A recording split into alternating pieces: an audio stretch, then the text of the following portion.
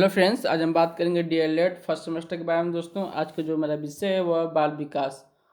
अगर दोस्तों आप मेरे चैनल पर नए हैं तो चैनल को सब्सक्राइब कर लीजिए, क्योंकि दोस्तों मैं आप लोगों के लिए ऐसा वीडियो बनाता रहता हूं। और मैं इस विषय के ऊपर कुछ वीडियो बना चुका हूं, उसको आप प्लेलिस्ट में जाकर देख सकते हैं। तो जो मेरा आज का टॉपिक है वह है तर्क का अर्थ, मीनिंग ऑफ रीजनिंग। तो इसकी जो प्रमुख शिक्षण बिंदु हैं देख लेते हैं। तर्क का अर्थ एवं परिभाषाएं, इसके बारे में पढ़ना है। तर्क के प्रकार, तर्क विकास की विधियां। तो चलिए हम लोग अब स्टार्ट कर लेते हैं। जो पहला आपका है, सबसे पहले तर्क का अर्थ, इसके बारे में हम लोग देख लेते हैं। तर्क एक अव्यक्त क्रिया है जिसका प्रकटीकरण समस्या समाधान व्यवहार से होता है। तर्क क्या है दोस्तों? एक अव्यक्त क्रिया है जिसका आप प्रकटीकरण किसके लिए करते हैं? समस्या समाधान व्यवहार से होता है। सामान्य जीवन में तर्क शक्ति का प्रयोग स्वाभाविक रूप से होता है। जो सामान्य जीवन में जो आपका तर्क शक्ति का प्रयोग कैसा होता है? वो स्वाभाविक रूप से होता है। हमें किसी भी अतिरिक्त शक्ति का प्रयोग नहीं करना पड़ता, इसीलिए इसे उच्च मानसिक क्रिया कहा जाता है। मतलब जो आपका सामान्य जीवन है, इसमें आप तर्क शक्ति का स्वाभाविक रूप से प्रयोग करते हैं और किसी भी अतिरिक्त शक्ति का प्रयोग नहीं करना पड़ता आपको, ठीक है। इसीलिए इसको क्या क्या कहा गया है? मानसिक क्रिया। अब और देख लेते हैं। साक्षात्कार या परीक्षा के समय तर्क द्वारा दिए गए उत्तर अधिक स्पष्ट एवं बौद्धिक क्षमता के परिचायक होते हैं।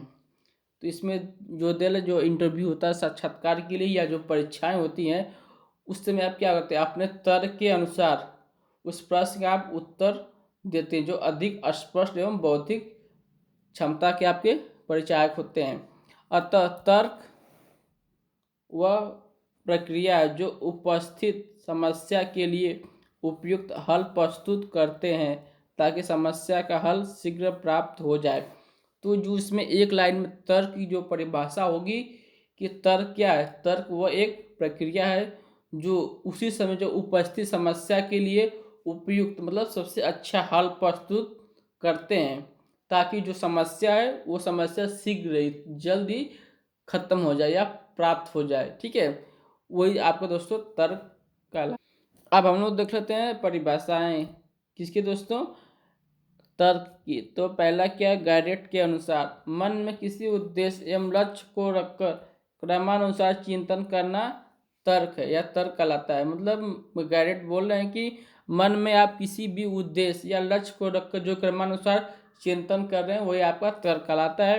अब हम लोग देखेंगे वुडवर्थ के शब्दों में तर्क में, ठीक है। तर्क में क्या आएगा? तथ्यों एवं सिद्धांतों, इसमें दे दिया है ब्रैकेट में, जो स्मृति या वर्तमान निरीक्षण द्वारा प्राप्त होता है। इन दोनों क्या है? परस्पर मिलाया जाता है, ठीक है। जो स्मृति हो जो और वर्तमान जो निरीक्षण, दोनों को मिलाया जाता है, फिर उस मिश्रण का परीक्षण में से निष्कर्ष निकाला जाता है, वही आपका तर्क कहलाता है। अब हम लोग देखते हैं नेक्स्ट। उपयुक्त परिभाषाओं में स्पष्ट है कि तर्क शक्ति का प्रारंभ लक्ष्य प्राप्ति के लिए होता है। जो उपयुक्त परिभाषाएं, इनसे हम लोग को ये ज्ञात होता है कि जो तर्क शक्ति का प्रारंभ किस लिए? वह लक्ष्य प्राप्ति के लिए होता है। इसका प्रारंभ प्रतिक्रिया की शिथिलता से भी होता है। तर्क में पूर्व ज्ञान, पूर्व अनुभव तथा पूर्व अनुभूतियों का विश्लेषण किया जाता है।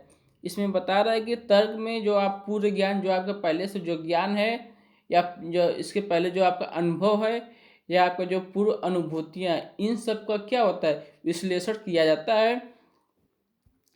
इससे समस्या समाधान की नवीन विधियों का जन्म होता है, ठीक है। इससे जो समस्या समाधान है उसके जो नवीन विधियाँ हैं, नया विधि का जन्म होता है। तर्क में किसी घटना के कारण को खोजा जाता है। तर्क में किया जाता है किसी भी घटना है हुआ है वो किस लिए होता है, उसका कारण क्या है, वो एक तर्क लगा कर उसको खोजा जाता है।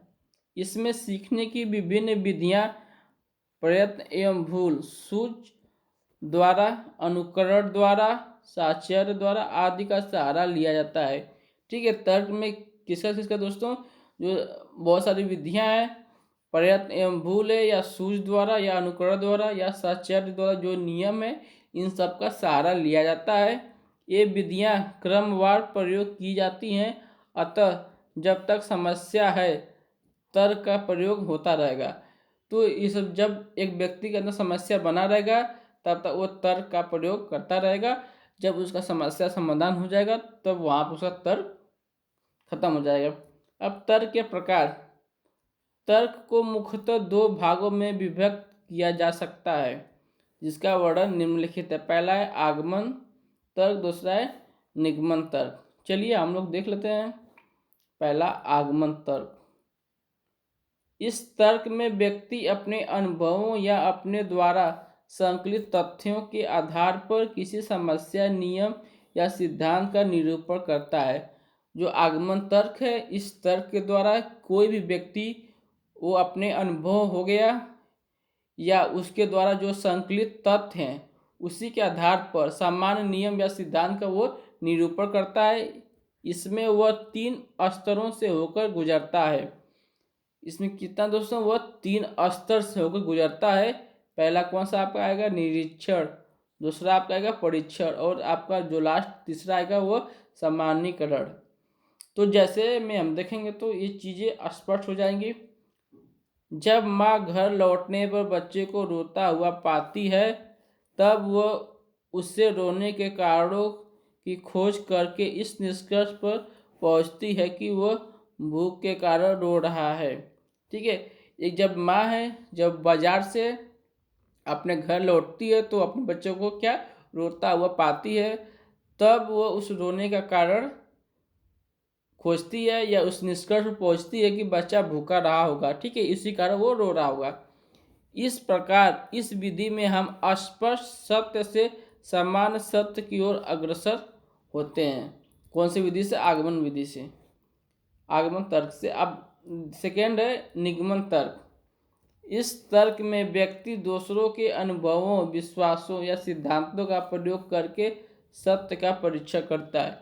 निगमन क्या करता है, दूसरे व्यक्ति के अनुभव हैं उससे या जो उस पे वो विश्वास करके या जो उसका सिद्धांत है उसका प्रयोग करके सत्य का परीक्षण करता है।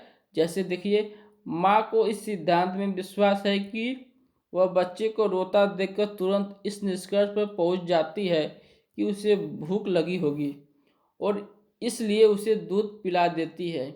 इस प्रकार इस विधि में हम एक समान सिद्धांत को स्वीकार करते हैं। निगमन में क्या है, एक जो माँ होती है उसको निश्चित मतलब इस सिद्धांत पे वो विश्वास करती है कि वो बच्चा क्या करता है, रोता देखकर निष्कर्ष तुरंत वो पहुंच जाती है कि उसे भूख लगी होगी इसलिए वो रो रहा होगा। ठीक है, और उसको वो दूध पिला देती है और उसे नवीन परिस्थितियों में प्रयोग करके सिद्ध करते हैं। अब हम लोग देखेंगे नेक्स्ट। वास्तव में ये दोनों तर्क एक दूसरे के विरोधी जान पड़ते हैं। ठीक है, जो वास्तव में ये जो निगमन तर्क, आगमन तर्क है, क्या है, एक दूसरे के विरोधी जान पड़ते हैं, पर वास्तव में ऐसा नहीं है। ये तर्क कहीं जाने वाली एक ही क्रिया के अंतर्गत, ठीक है, क्या है, ये जो तर्क है कही जाने वाली एक ही क्रिया के अंतर्गत दो प्रतिक्रियाएं हैं। अब दोस्तों हम लोग देखेंगे तर्क विकास की विधियां। ठीक है, इसकी जो लाइनें देख लेते हैं। तर्क प्रक्रिया का प्रयोग वैज्ञानिक दृष्टिकोण के विकास के लिए शिक्षा में किया जाता है। जो तर्क प्रक्रिया का प्रयोग वैज्ञानिक दृष्टिकोण से क्या है, विकास के लिए शिक्षा में इसका प्रयोग किया जाता है। इससे जो निष्कर्ष ज्ञात होते हैं वे जन सामान्य के लिए लाभदायक सिद्ध होते हैं। ठीक है, ऐसा करने से जो निष्कर्ष प्राप्त होता है या ज्ञात होता है वो क्या होता है, जो जन सामान्य के लिए भी यह लाभदायक सिद्ध होता है। अतः बालकों में तर्क शक्ति के विकास के लिए निम्नलिखित विधियां हैं। तो चलिए बालक के तर्क शक्ति विकास के लिए जो विधियां हैं पहला देखते हैं। दृढ़ निश्चय। शिक्षक को बालक में आत्मविश्वास की भावना की वृद्धि करनी चाहिए। एक टीचर को बालक के अंदर क्या है, आत्मविश्वास की भावना को विकसित करना चाहिए या उसका वृद्धि करनी चाहिए, जिससे वे जीवन के लक्ष्यों को पूरा करने का दृढ़ निश्चय करें। जिससे क्या होगा, जब वो आत्मविश्वास की भावना वृद्धि होगी उस बालक के अंदर, तो वो जीवन के लक्ष्यों को पूरा करने में एक दृढ़ निश्चय लेगा। दृढ़ निश्चय से लगन, बुद्धि, उत्साह, क्रियाशीलता एवं आत्मविश्वास विकसित होता है। इसमें बता रहा है कि जो आप दृढ़ निश्चय करते हैं उससे क्या है, लगन, बुद्धि, उत्साह, क्रियाशीलता एवं आत्मविश्वास विकसित होता है। चलिए और देख लेते हैं इसमें जो तर्क शक्ति का एक आधार है। अब हम लोग देखेंगे नेक्स्ट, स्वाभाविकता का विकास। बालकों को तर्क की प्रेरणा आपसी बातचीत से मिलती है। परिवार के सदस्य गण जब आपस में विचार विमर्श करते हैं तो बालक भी अपनी राय देते हैं। तो बालकों को जो तर्क की प्रेरणा आपस में जब बातचीत करते हैं वहीं से मिलती है। अगर परिवार के जो सदस्य गण हैं अगर किसी भी बात पे अपना विचार विमर्श कर रहे हैं तो बालक भी अपनी राय उसमें देते हैं। हमें उनकी राय को नकारना नहीं चाहिए बल्कि उनकी स्वाभाविकता की प्रशंसा करनी चाहिए। अगर बच्चा कोई राय दे रहा है तो उसको नकारना नहीं चाहिए। अब हम लोग देखेंगे नेक्स्ट लाइन, इस प्रकार से विभिन्न रायों में से एक राय समस्या का समाधान करती है। ठीक है, जो आप सब लोग परिवारगण जो विभिन्न समस्याएं पर सब लोग अपना राय देते हैं, इसमें क्या है, जो एक राय क्या होती है, वो समस्या समाधान करती है जो बालक के मस्तिष्क की उपज होती है। इसीलिए विद्वानों ने तर्क प्रक्रिया को बढ़ावा देने के लिए आगमन विधि को अधिक उपयुक्त माना है। ठीक है, जो विद्वान है तर्क प्रक्रिया को बढ़ावा देने के लिए जो आगमन विधि है उसको उपयुक्त माना है। अब हम लोग देखते हैं थर्ड, क्रमागत ज्ञान। बालकों को सदैव व्यवस्थित या क्रमबद्ध तरीके से चरण में ज्ञान देना चाहिए ताकि वे सभी चरणों को भली भांति समझ सकें। साथ ही उनके समझ समस्या प्रस्तुत करना चाहिए और चरणों का व्यवहारिक प्रयोग करना चाहिए। तो इसमें बता रहा है कि बालक को सदैव एक व्यवस्थित क्रमबद्ध तरीके से चरण में ज्ञान देना चाहिए ताकि वे सभी बालक सभी चरणों को क्या करें, वो भली भांति उस ज्ञान को समझ सकें। साथ ही उनके जो समझ जो भी समस्या प्रस्तुत करनी चाहिए, मतलब बालक के समझ समस्या कुछ प्रस्तुत करना चाहिए और चरणों का व्यवहारिक प्रयोग करना सिखाना चाहिए उन सब बालकों को। इस तरह बच्चे तर्क की ओर प्रेरित होंगे। नेक्स्ट है सूझ शक्ति का प्रयोग। तर्क सूझ का दोस्तों तर्क सूझ की शक्ति और पूर्वानुभवों पर निर्भर करती है। हमें सूझ एवं पूर्व अनुभवों का सही प्रयोग करना बच्चों को सिखाना चाहिए। ठीक है, इसमें बता रहा है कि जो तर्क है सूझ है, इसकी जो शक्ति है वो हमके जो पूर्व अनुभव है उस पर निर्भर करता है और हमें सूझ एवं पूर्व जो अनुभव का सही प्रयोग करना बच्चों को सिखाना चाहिए।